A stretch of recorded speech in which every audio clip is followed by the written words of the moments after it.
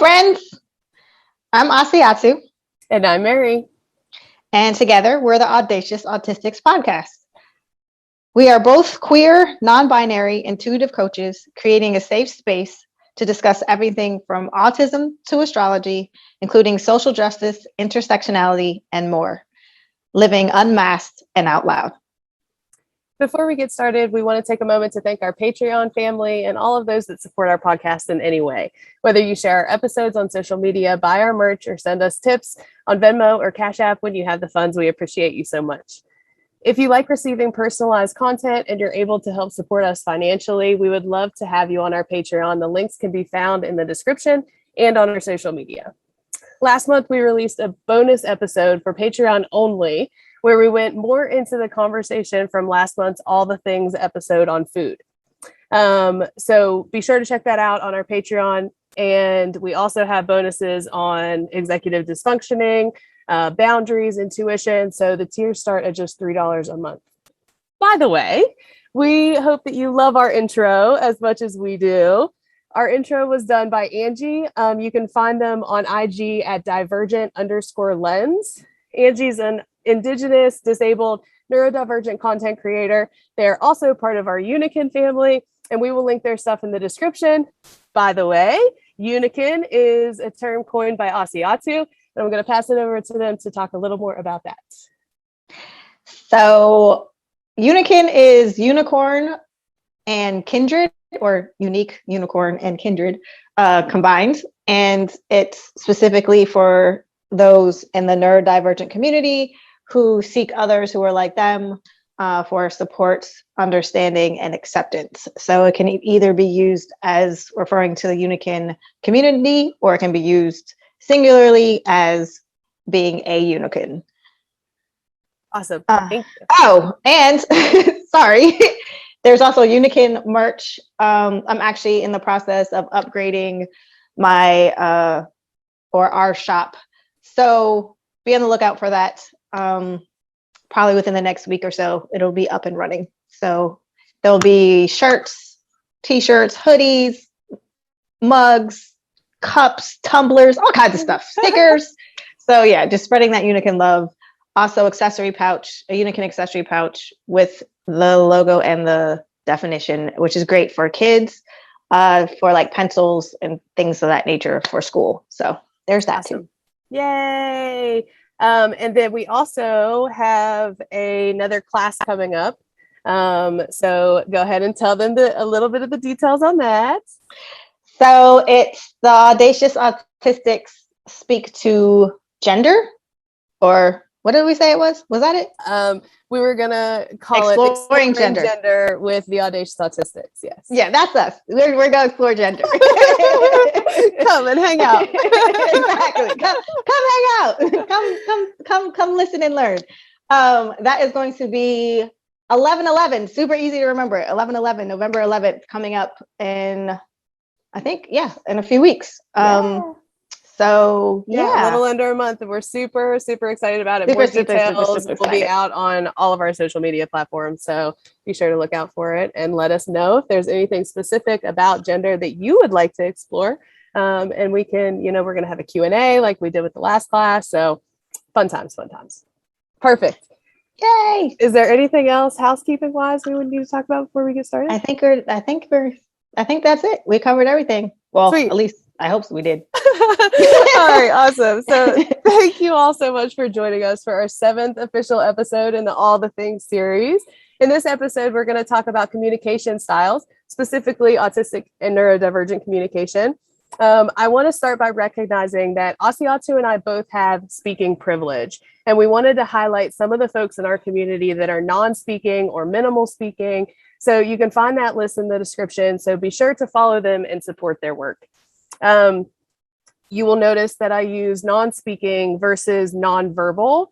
Nonverbal is often used for people in the autistic community, but nonverbal is actually defined as not involving or using words. So most of the time when it's used for autistics, What they actually mean is non-speaking. So it's just an ask from the community to use non-speaking, minimal speaking, or unreliable speaking instead, unless you actually mean not involving or using words, in which case nonverbal would be accurate.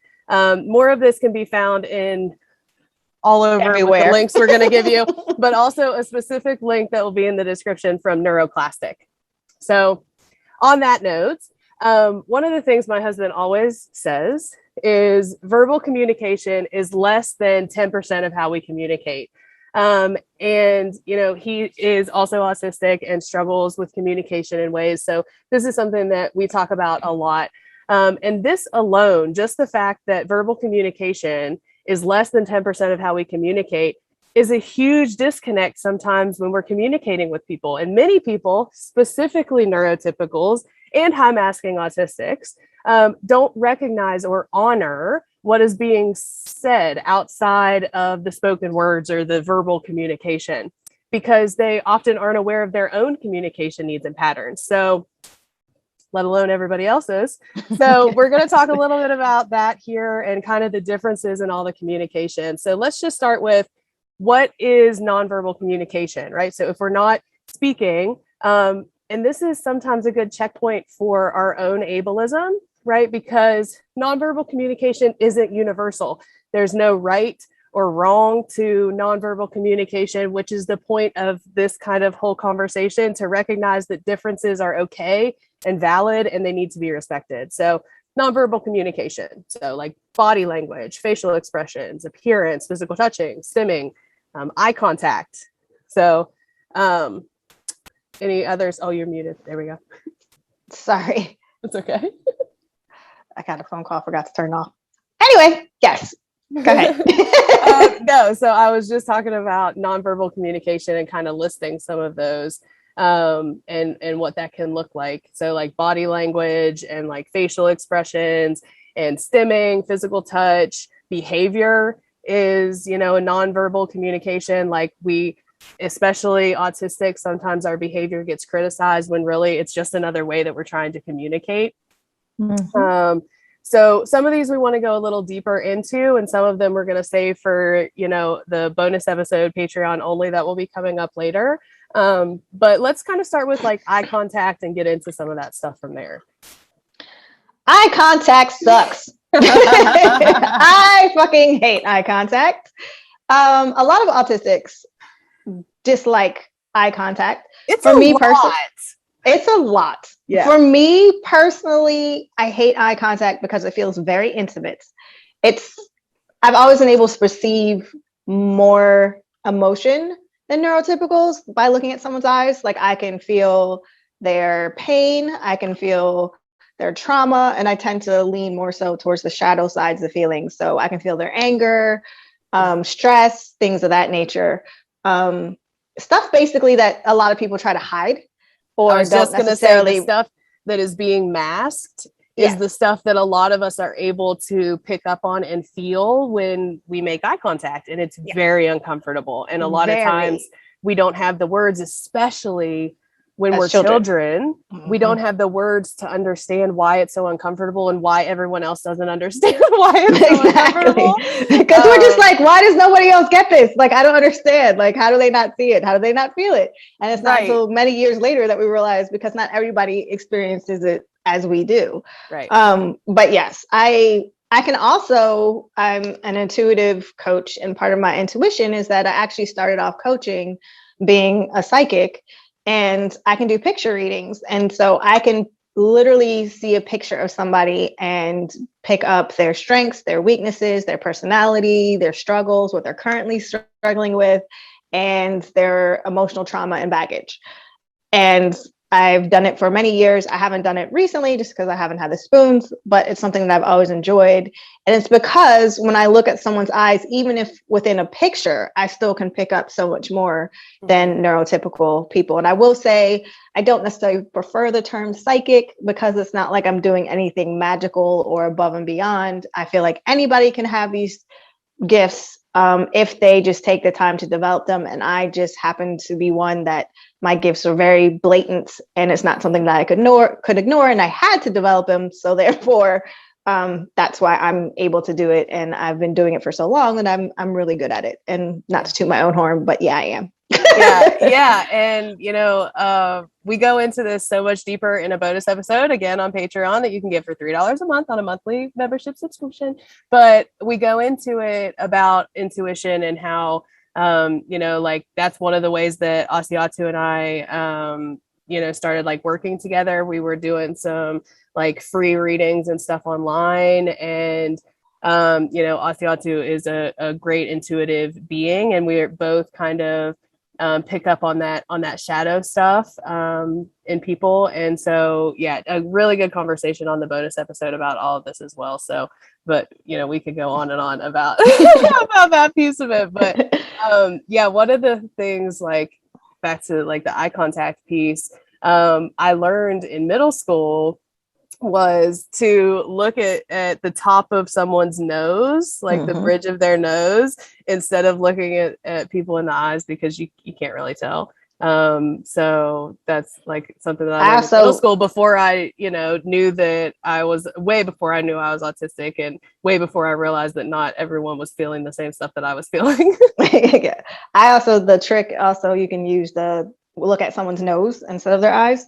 The tip of their nose, or I mean anywhere pretty much. The middle of the forehead, the third eye, the top of their ear also can work. Oh, yeah. So yeah, there's just basically in the vicinity, pretty much, that you could. I mean, forehead works too. But we're not at all trying to say that you need to pretend to look people in the eye. I'm just saying, like, no, I don't know. These are just tricks that if you choose to want to use them, feel free. If not, we're not saying that you have to. In fact, it should be normalized and standard that we don't have to look at people in their eyes, or even fake like we do, or even in the vicinity of their eyes, to make it seem like we're listening. And that's another thing. Which is one of the reasons that I love being friends with other autistic people. Yes. Because they do, for the majority of us, don't care. Like, as I'm having a conversation, they don't care where my eyes are going. Exactly. Like, they can recognize that I'm still listening. I'm still taking in what's going on. Like, whether I'm looking in a different place, or if I'm staring off and it looks like I'm disassociating, like a lot of the times I'm not. I'm still very much listening, and probably listening even more than I would be if I was trying to look at you, because then it's much that I cannot take in what you're actually trying to say. Like, it just becomes too much overwhelming input. Yeah, exactly. And I wanted to also add that that's not just for autistics, but there are also other neurodivergents, including ADHD, that struggle with looking in the eyes, most likely for sometimes similar reasons, sometimes different reasons, in the sense of just not being able to physically sit still, and forcing someone to physically sit still and concentrate on sitting still distracts them from being able to listen to and engage with what's happening. So basically, PSA, let us fidget, let us look wherever the fuck we want to look, and sometimes we're engaged and sometimes we're not, and that's okay. And stop internalizing it as disrespect, because it's not. We're literally trying our best with what we have and the tools available to us to engage. And if we're sitting there and we're trying to communicate with you, that in and of itself should show you that we, want to participate. Right. So Yep. Full agree. So, can we talk about one of my favorite things about communication and such? Echolalia. So I love echolalia. I love it about myself. I love it about my partner. I love it about you and my friends. Like, I love it so much. So another quick PSA. If you are a parent, caregiver, teacher, friend, etc., that suppresses or tries to stop this in people, like, please don't. It's so joyous for so many of us. So what is it, right? So a lot of people are like, what are you talking about? What echolalia? What's that? So it's repeating another person's spoken words, normally verbal spoken words, and it can be something that you hear, like someone says to you, or something from a movie or a TV show, or a common phrase that people hear, and it's just that repetition. And it can be, we could go on and on about echolalia. Maybe that'll be another side conversation bonus episode at some point. We're going to go into all this stuff more in the next bonus episode. Okay, cool. Yeah. So not too much, but it's not to be confused with vocal stimming, which is different than echolalia. And so I'm a huge vocal stimmer. Like my husband and I will be home and we will both just be humming and shoe bopping and saying all the words and singing and all of these different things. And that's more so verbal stimming. So yes. They're different. Echolalia is usually right after, like there's a repetition of something that you just heard. Mm-hmm. And it can also not only be words, but it could be sounds. So I know for me, like if I can't believe I'm saying this, but if I'm talking to my best friend and her cat is like meowing in the background, in the middle of the conversation, I'll just start meowing. Because I'm hearing it and then it gets stuck and then like my echolalia kicks in. So yeah, and verbal stimming for me, like you said, is more so if someone says something that triggers my web thinking and I go down this rabbit hole, then it'll trigger like a song or an old school commercial, or it'll make me think of something else that had a sound, or make me think of a cat, which makes you think of meowing. So then I just randomly blurt out meow, and you're looking at me like, what the hell? And I was like, I had a train in my brain. You weren't there, you weren't on it, but the train left the station, and we're just there now. So just let us do our thing. And like you said, for me, I stim when I'm either at two ends of the spectrum, either when I'm really happy or I'm really distressed. Mm-hmm. And so that should be taken into consideration too, if you're working with autistics. And sometimes our distress looks like happiness from a neurotypical standard. Mm-hmm. So sometimes laughter and smiling can be perceived as us having joy and enjoying ourselves, when in actuality it's distress. So that's another communication difference. But I love stimming. I love verbal stimming, and it just feels good, and it makes me happy. God damn it, let me stem. I know. I love it. I love it too. And it happens very often here at home. And with me, with my friends, because a lot of my friends are autistic, and I love how, like, a lot of the times we'll verbal stem at the same time, like the same song or the same, thought process. With me. Yeah, it happens with me and you, and it also happens with me and you and Angie on our text stuff. Yeah. It's so much fun. It's like our language. Exactly. It's like the Unikin language. It's like we understand, and we don't have to explain or feel embarrassed or apologize. We just allow everyone just to be who they are. And usually it just triggers like a domino effect, and it's just really funny. We all end up laughing. So it's a beautiful thing. I love it. So, I love it. I love Autistic Joy so much. Me too. Yeah, so Autistic Joy, before we dive into one of the more irritating parts of the differences in communication, which is direct, not rude. So when I first started unmasking, one of the things that I recognized about myself was that I was a people pleaser. And one of the ways that I would people please was I would try to control conversations in different ways. And one of the ways that I would do that would be to try to fluff or tone down my emotions or reactions, etc. Mm-hmm. So verbal communication is exhausting to me straight off, like just the beginning. Like verbal communication is exhausting to me. So sometimes I have the ability to fluff, but a lot of times I do not. And so when I don't have the ability to fluff, sometimes I have to avoid certain people in my life that don't honor the way that I communicate and constantly take offense to my approach and, et cetera, think that I'm, whatever. So that's very frustrating, at least in my experience. and it shouldn't be on us. The thing is, we shouldn't have to change who we are to be accepted by the norm, nor should we have to change who we are and tone police and to change how we express ourselves to prioritize the feelings of others to make them feel comfortable. Right. And I do hear a lot of criticism with people saying, well, that just sounds like you just want freedom to be rude.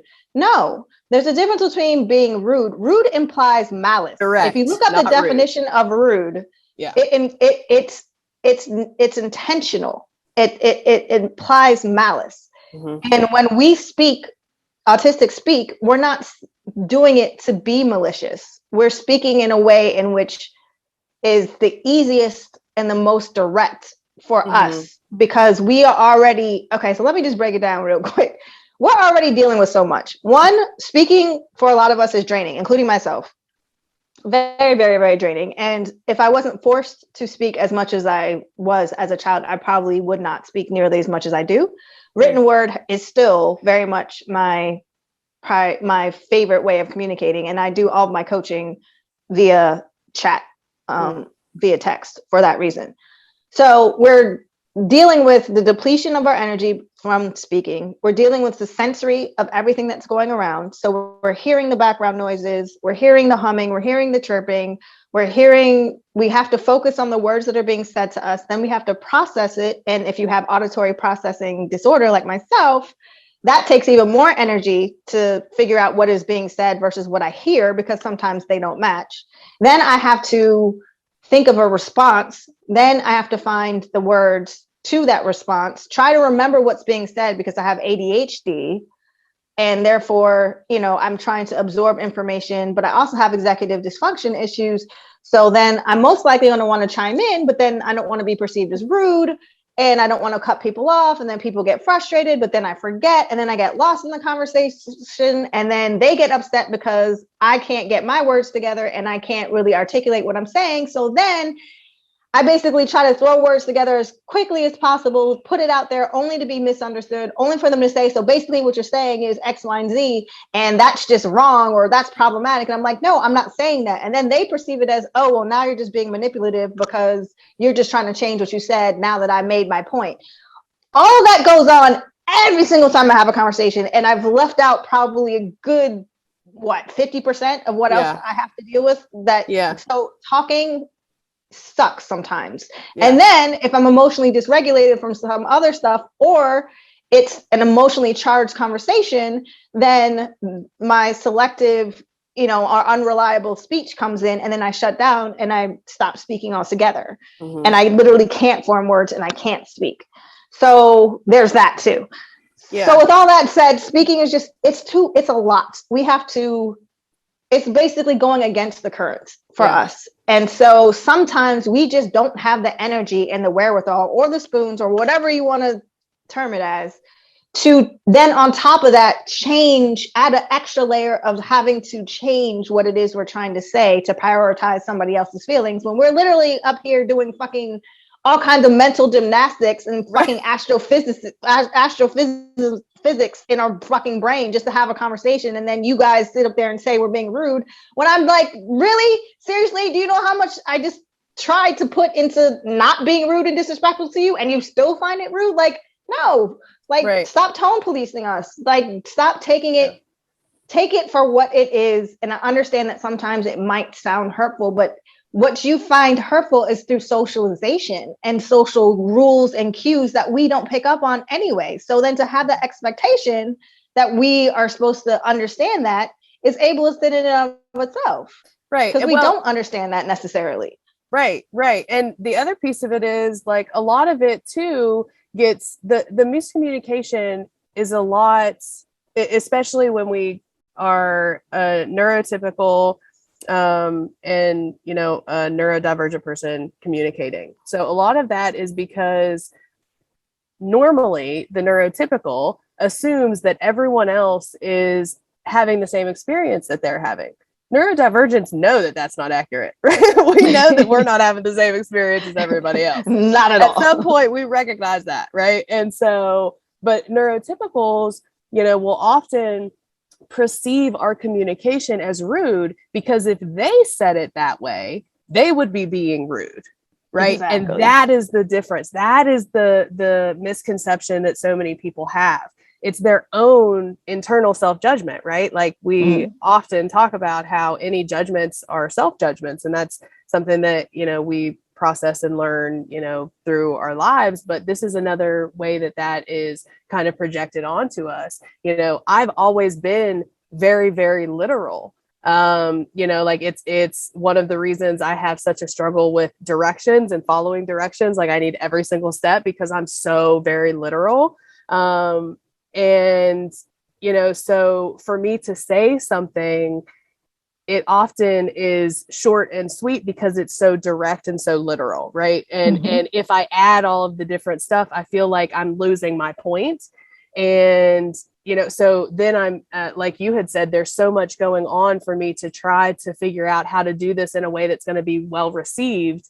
And then all of that is often for no reason, because it's still not, we're still not doing it right. Exactly. and that's in quotes, not doing it right. Like, because again, there's no wrong or right way to communicate unless it's blatantly hateful and harmful. There's just different ways that we communicate. So the other piece that I want to note here is that I want to honor my privilege as a white person in this conversation. So I don't have to also worry about code switching being part of my communication experience.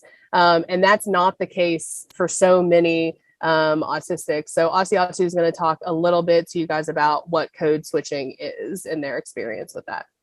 So code switching is basically having to use different language to be deemed acceptable within white culture, and that being the dominant culture. So, and basically not using AAVE, which is African American Vernacular or Ebonics, and having to adhere to the social standards of quote unquote professionalism and articulation and oh, you speak so well for a Black person. Microaggressions. Yes, and patronizing as fuck, and also a violent thing to say. So don't say that. And it's this belief that if you don't speak a certain way, certain white standard way, that it also speaks to your mental capabilities, and that you're lesser than white people, or that you don't, you're not as smart, or you're not capable, whatever the case is. So some examples of AAVE are like New Yorkers that say it's brick outside, or saying like period, but PERIODT, or just how our language and how we put words together, our vocabulary, how we speak, the tone in which we speak, just Black culture, basically. And so when we're in white settings, we have to turn that off. And it's kind of like, for some, they refer to it as the white voice, in which, you speak differently and you speak quote unquote more professionally, and, with larger vocabulary, etc. So being autistic, it's like I have to mask my, directness and my natural tendency of autistic communication. But on top of that, I also have to mask how, my Blackness and how I speak, and not using what, language that which is comfortable to me.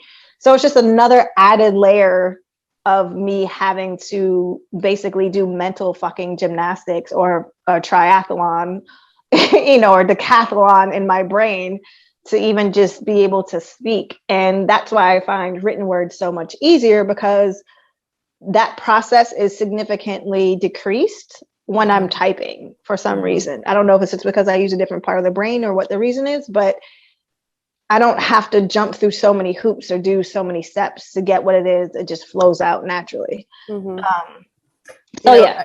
I think it's really interesting. I was listening to an interview that Tiffy at Fidgets and Fries did, and they were talking about their process with storytelling and writing and that kind of thing. And I will link that in the description, that interview that they had done, because it really just shows another side of the way that people think and communicate and process information. And I thought it was beautiful the way that Tiffy was able to kind of speak to her experience. So, and just kind of recognizing that there are so many different ways to communicate, like Asiatu was talking about, how it's easier for them to do written word.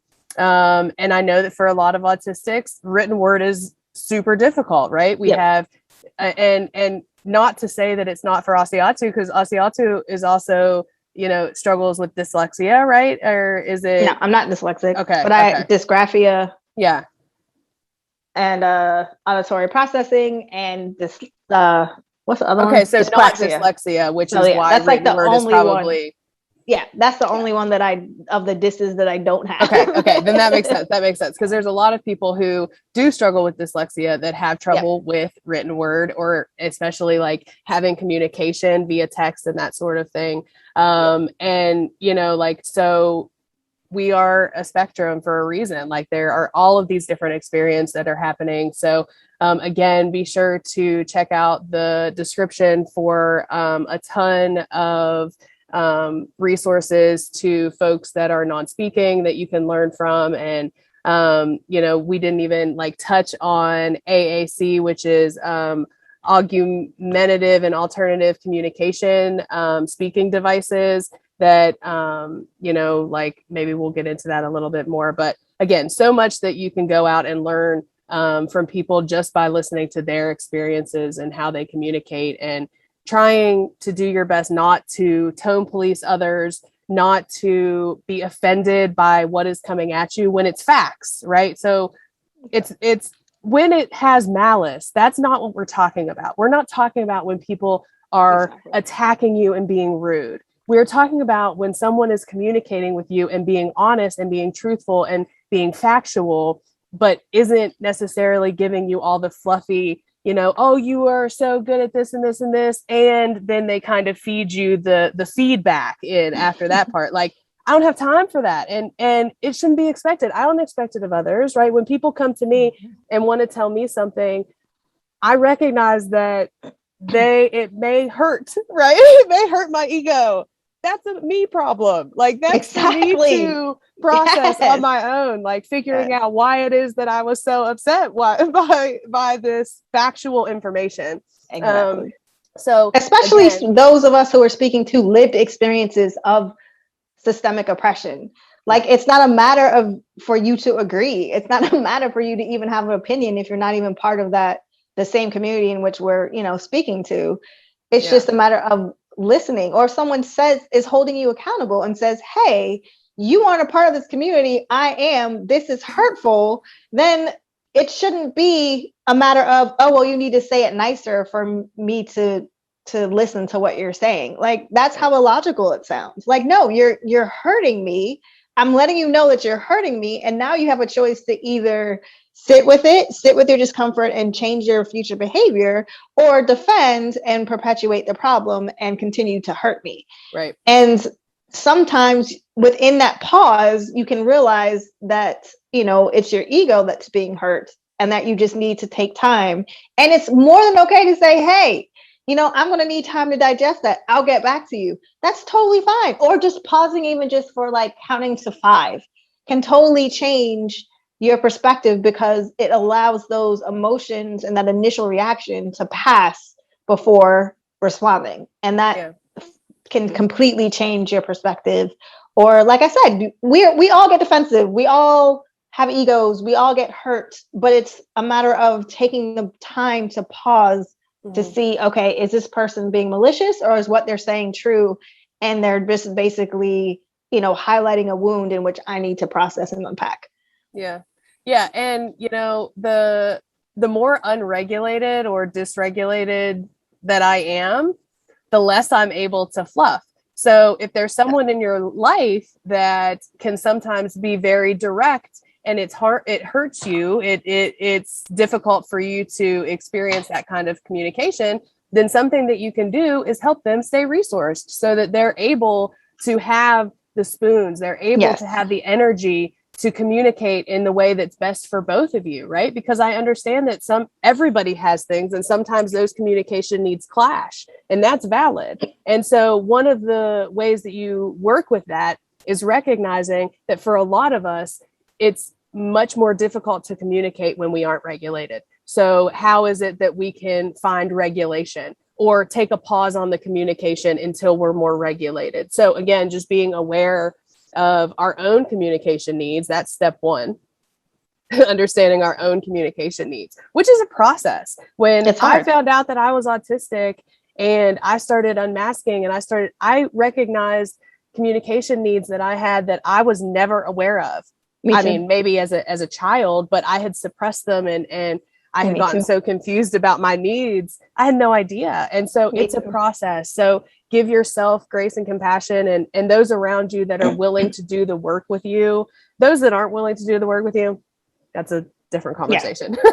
Go where you're watered. Go. I always say, go where you're watered. If they ain't trying to water you, then it's not worth your time and your energy, and they can just go somewhere.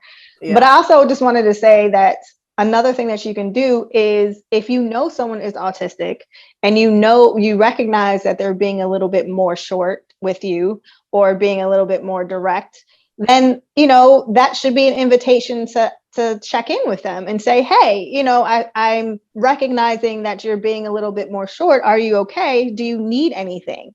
Like, is there anything that I can do to support you? So instead of putting the expectation of people always having to ask for help when we're struggling, which I think is ridiculous, because I'm like, if I'm drowning, I shouldn't have to tell you how to save me. And Right. I'm literally trying to keep myself afloat, that I can't be concerned about what you're doing other than trying to help me fucking not drown. Right. So, And that can be triggering, right? Having somebody ask you that can also be triggering. So recognizing that if you bring it up to someone and they, they're like, no, nothing's wrong. Like, okay, then. Right. And they know exactly. that, And they have can a come choice to at that you. point, Mhm. exactly, to either pause and figure it out, or to continue to be dysregulated, and then therefore you can set a boundary and leave them alone for a while. Yeah. That's always an option too. But I know for me personally, in relationships with people that I felt safe enough to express, certain things with, when, like, a lot of times, just human nature is, especially when we're dysregulated, we're not even aware. We're so caught up in survival mode, and our, nervous system is so caught up in, trauma response mode, that we're not even recognizing that we're being more direct, or we're being, we're exhibiting, signs of distress. Mm-hmm. And we might be projecting or taking it out on you. So sometimes it's just nice to have that person say, hey, just checking in, like, this just doesn't seem right. You good? And, that to me means the world to me. Like, honestly, especially being autistic, like, just having someone recognize, since we're always expected to understand neurotypical standards and to study them and to understand and what not to do, what to do. It's just nice when someone says, hey, how can I help you? And so just throwing that out there, it's just, we would love that. And again, with no expectations, right? Exactly. Like putting it out there, like, is there a way that I can help you? And if they don't know that's valid, there's so many times that somebody will ask me that and I'll be like, I don't know, because I don't. But later I'll remember sometimes that happened. And then I get to recognize and think to myself, okay, next time if that happens, what was something maybe that I needed? Exactly. Right. And then you get to kind of do that process from there. So anyway, we are getting so deep all over the place. All of our communication, we're communicating all everywhere. Yeah. So is there anything else, Asiatu, that you wanted to talk about?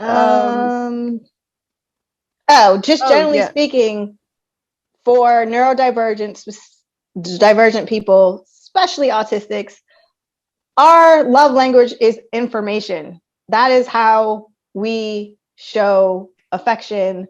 That is how we show we care. So that little autistic kid whose favorite thing is, like, whales, and every time they see you and they just start talking about the latest facts that they learned about whales, that's them saying that they're really happy to see you and that you're a safe space for them to share their most intimate, like, thing about them is their special interest. Mm-hmm. So that goes for adults too, not just children, but we do it. We're just so used to masking as adults that we tend to hold ourselves back. Yeah, we tend not to do it as often, but just know that, this whole mentality that autistics aren't expressive, or that we don't show, the same emotional depth as neurotypicals, is pathologizing us, and it's just not true. And if anything, majority of autistics, describe ourselves as hyper empathic, not hypo empathic, as in the sense that we feel way more than most, not that we don't feel as much. Yep. And so, yeah, just keep that in mind. So we might not necessarily, and if someone just randomly shoots you a text and, or shares information about something that you were talking about like months ago or your last conversation, and they're just like, hey, you should check out this article, based on what we talked about like 6 months ago. That's still their way of saying, hey, you crossed my mind. Mm-hmm. Hey, I want to connect with you. Mm-hmm. Hey, here's some more information, which is our love language, and I want to share it with you, and just know that I care. So that's, keep that in mind, that we just Asiato and I talk all the time about how we love when people like share their information and like info dump their stuff on us, which we talked before the thing today. Like, we don't love the term info dump for some reason. Like, it just kind of rubs us wrong, but we don't know. It's kind of like in a negative context. Yeah, like when you think of dumping, like when you think of dumping, you think of trash or shit. And I'm like, either way, like a dump truck of dirt. Yeah, exactly. It's not necessarily positive, but yeah, when we share so much information, especially all at once, it's such a beautiful thing. Like, I just love seeing neurodivergent joy. Mm-hmm. And it also, again, speaks to the fact that you're a safe space for us to do so, because the reality of the situation is that majority of us have to mask, and that we don't feel comfortable sharing our or stimming or unmasking. And so if we're doing that with you, instead of perceiving it as, oh gosh, here they go again, or, oh, I'm overwhelmed, see it for what it is, in the sense of they're trying to connect to you and appreciate it. And if you are overwhelmed, you have every right to let the person know, because we're not going to know necessarily. That's what we struggle with. We struggle with neurotypical standards. So unless you let us know something that bothers you, we're going to keep doing it, because we're just going to think that there's not a problem, because we don't know. So yeah, part of that is communicating with us. Like, let us know your boundaries. You're responsible for your boundaries. We're responsible for our boundaries, but we don't know your boundaries unless you tell us. And that's the difference. Some neurotypicals can pick up on cues and things that, other neurotypicals, because they have the same way of thinking, but we don't. So stop expecting us to know, or you know what you did. No, I don't know what I did. What did I do? Another like side journey we could go on, and we won't, is how this plays into friendships, right? And how many friendships that we've lost over the years, and we have no idea why. Like, what happened? What did we do? Like, it happens so often in the autistic community. So if that happens to you, you're not alone. Like, Asiato and I are here. My partner and I just had a conversation similarly a couple days ago. Like, you are not alone in that experience. And sometimes, again, it's just differences in communication. And so that is the whole reason that we are here talking about it today. And so what else was on the list? Anything else you want to chat about today?